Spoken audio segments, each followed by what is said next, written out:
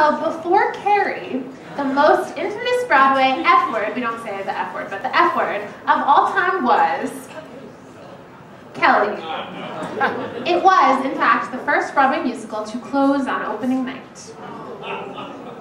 Kelly opened and closed at the Broadhurst in 1965 and was about Hop Kelly, who wanted to jump off the Brooklyn Bridge and survive.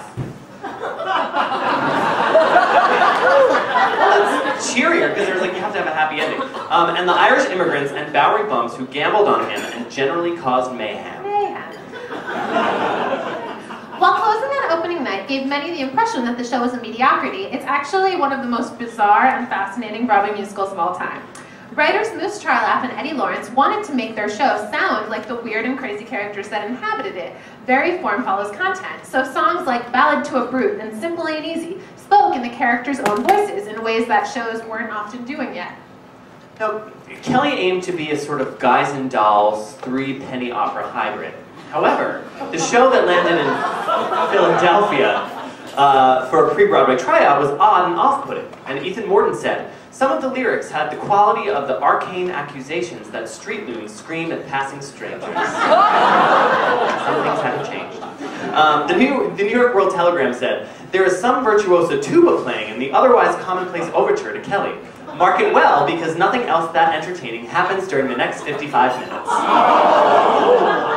They had it out for them. The out-of-town tryout found, oh my god, this is crazy, found the producers reading bad reviews in their entirety out loud to the authors, and then giving them notes based on these reviews that they just read together. So, imagine that room, crazy. The authors were eventually banned from the theater for being difficult.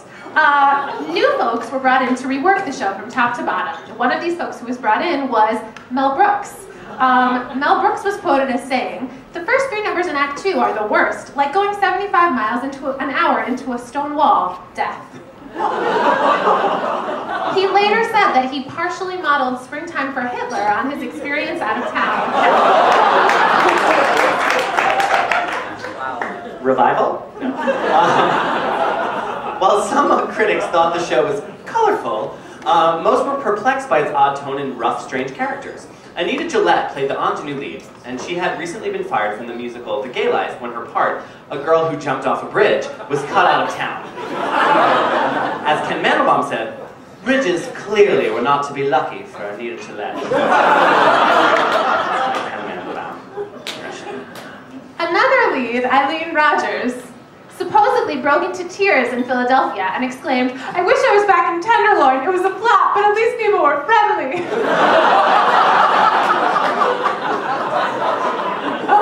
I can't. A Saturday Evening Post reporter, Louis Lapham, did a big piece on Kelly and had full access to the entire rehearsal process. Literally on every single page of his article, Eileen Rogers yells something at the top of her lungs, bursts into tears, and leaves the room. It's amazing. I want to be Eileen Rogers for Halloween now. So, at one point, another actor yelled at the author Lawrence, that his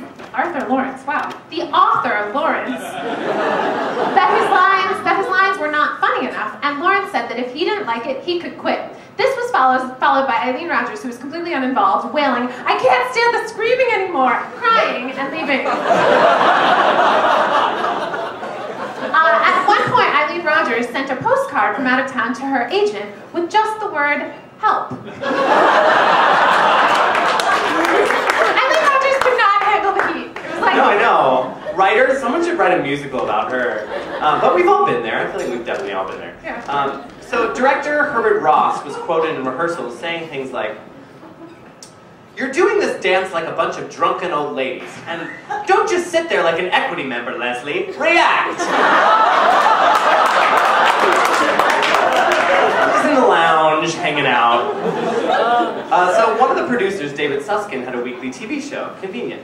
So the week before opening, he invited a bunch of psychics onto the show, and as one does, and all five declared that Kelly would be a smash. Yes.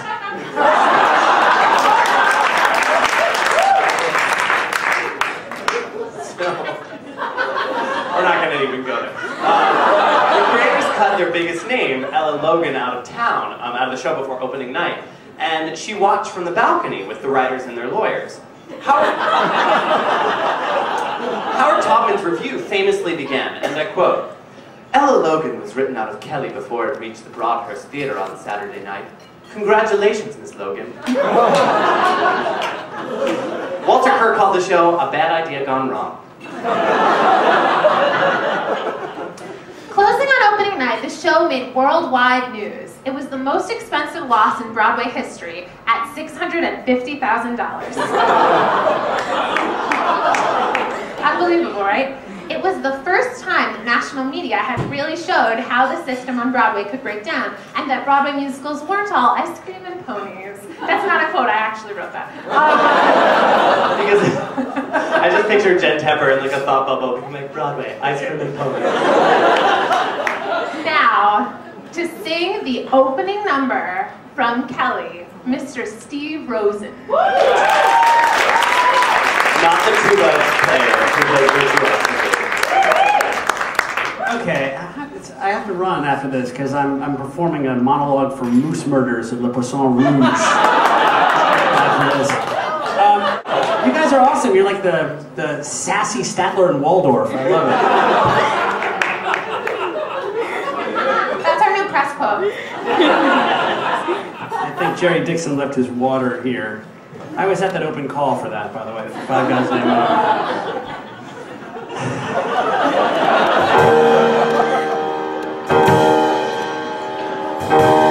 Oh, you great big bridge. Connecting Brooklyn with New York. You don't squawk, you just do your job. And it's a hell of a job you do. Connecting my street with Myrtle Avenue.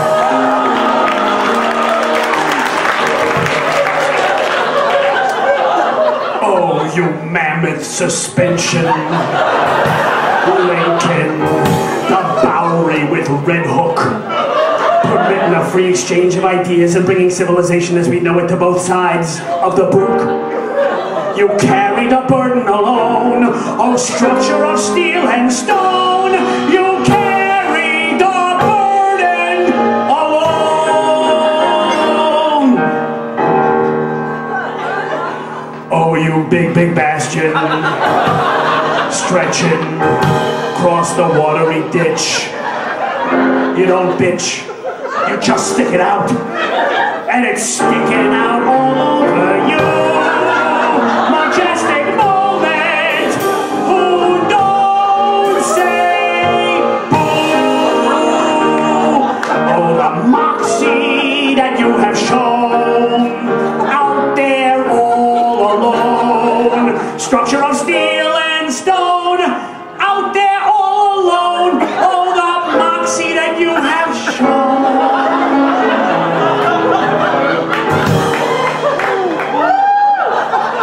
Oh, you great big bridge. Connecting Brooklyn with New York. You don't squawk, you just do your job. And it's a hell of a job.